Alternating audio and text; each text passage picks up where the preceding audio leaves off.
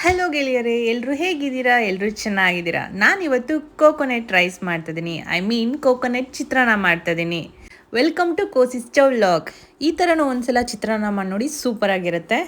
ಇದಕ್ಕೆ ನಾನು ಒಂದು ತೆಂಗಿನಕಾಯಿ ಫುಲ್ ತೊಗೊಂಡು ಅದನ್ನು ತುರ್ಕೊಂಡು ರೆಡಿ ಮಾಡಿ ಇಟ್ಕೊಂಡಿದ್ದೀನಿ. ಕಡಲೆಬೇಳೆ 1 ಸ್ಪೂನಷ್ಟು ತೊಗೊಳ್ಳಿ, ಉದ್ದಿನಬೇಳೆನೂ 1 ಸ್ಪೂನ್ ಸಾಕು. ಕಡಲೆಬೀಜ ನಿಮಗೆ ತುಂಬ ಫೇವರ್ ಆಗಿದ್ದರೆ ಸ್ವಲ್ಪ ಜಾಸ್ತಿನೇ ತೊಗೊಳ್ಳಿ. ಹಾಗೆ ಸ್ವಲ್ಪ ಕ್ಯಾರೆಟ್ ತೊಗೊಳ್ಳಿ, ಹಸಿಮೆಣಸಿನ್ಕಾಯಿ ತೊಗೊಳ್ಳಿ, ಅರಿಶಿನ ಸ್ವಲ್ಪ ತೊಗೊಳ್ಳಿ, ಕೊತ್ತಂಬರಿ ಸೊಪ್ಪು, ಹಾಗೆ ಶುಂಠಿ ಬೆಳ್ಳುಳ್ಳಿ ಪೇಸ್ಟ್ ತೊಗೊಳ್ಳಿ, ಕರಿಬೇವು, ಮತ್ತು ಅದಕ್ಕೆ ಹುಳಿ ಅಂಶ ಬೇಕಲ್ವ, ಅದಕ್ಕೆ ನಿಂಬೆಹಣ್ಣು ತೊಗೊಳ್ಳೋಣ. ರುಚಿಗೆ ತಕ್ಕಷ್ಟು ಉಪ್ಪು, ಹಾಗೆ ಸಾಸಿವೆ ಮತ್ತು ಸ್ವಲ್ಪ ಜೀರಿಗೆ ತೊಗೊಂಡಿದ್ದೀನಿ.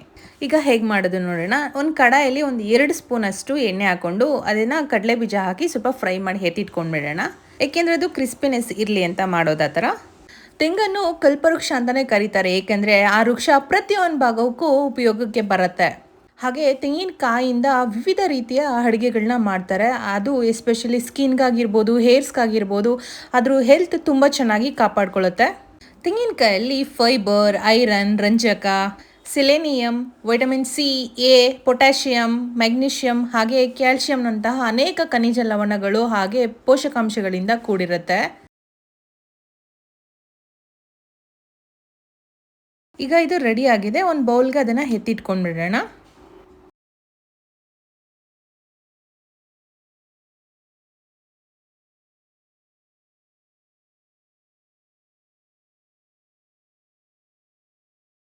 ಈಗ ಅದೇ ಕಡಾಯಲ್ಲಿ ಸ್ವಲ್ಪ ಸಾಸಿವೆ, ಕರಿಬೇವು, ಸ್ವಲ್ಪ ಜೀರ ಹಾಕ್ಕೊಂಡು ಫ್ರೈ ಮಾಡ್ಕೊಳ್ಳಿ. ಹಾಗೆ ಉದ್ದಿನಬೇಳೆ, ಕಡಲೆಬೇಳೆ ಕೂಡ ಹಾಕೊಳ್ಳೋಣ.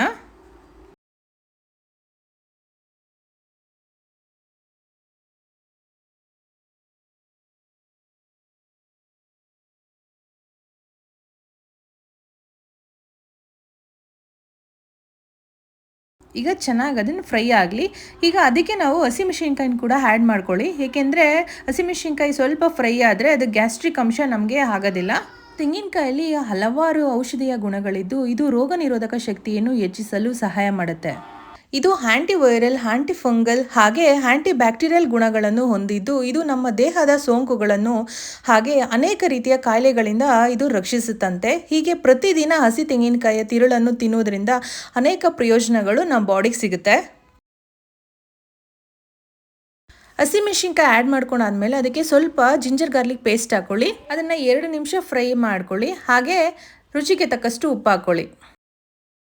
ಯೂಶಲಿ ಫೈಬರ್ ಅಂಶವನ್ನು ಹೊಂದಿರುವ ಆಹಾರವನ್ನು ಸೇವನೆ ನಾವು ಮಾಡೋದ್ರಿಂದ ಅದು ಮಲಬದ್ಧತೆಗೆ ಕಾರಣ ಆಗತ್ತಂತೆ.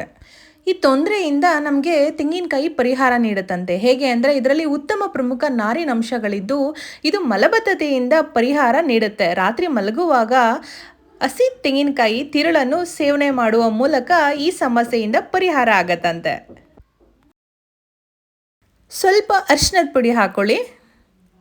ಈಗ ತೆಂಗಿನಕಾಯಿ ಹಾಕೊಂಡು ಚೆನ್ನಾಗಿ ಫ್ರೈ ಮಾಡ್ಕೊಳ್ಳಿ. ಇನ್ನೊಂದು ಮೇನ್ ವಿಷಯ ಏನಂದರೆ ಹಸಿ ತೆಂಗಿನಕಾಯಲ್ಲಿ ಹೃದಯದ ಆರೋಗ್ಯಕ್ಕೆ ಬಹಳ ಪ್ರಯೋಜನಕಾರಿ ಎಂದು ಪರಿಗಣನೆ ಮಾಡಲಾಗಿದೆ. ಏಕೆಂದರೆ ತೆಂಗಿನಕಾಯಲ್ಲಿರುವ ಕೊಬ್ಬು ಆರೋಗ್ಯಕರ ಕೊಬ್ಬಾಗಿರುತ್ತೆ. ಇದು ದೇಹವು ಸರಿಯಾಗಿ ಕಾರ್ಯನಿರ್ವಹಣೆ ಮಾಡಲು ಸಹಾಯ ಮಾಡುತ್ತಂತೆ. ಹೃದಯದ ಕಾಯಿಲೆಗಳ ಅಪಾಯವನ್ನು ಇದು ಕಮ್ಮಿ ಮಾಡುತ್ತೆ.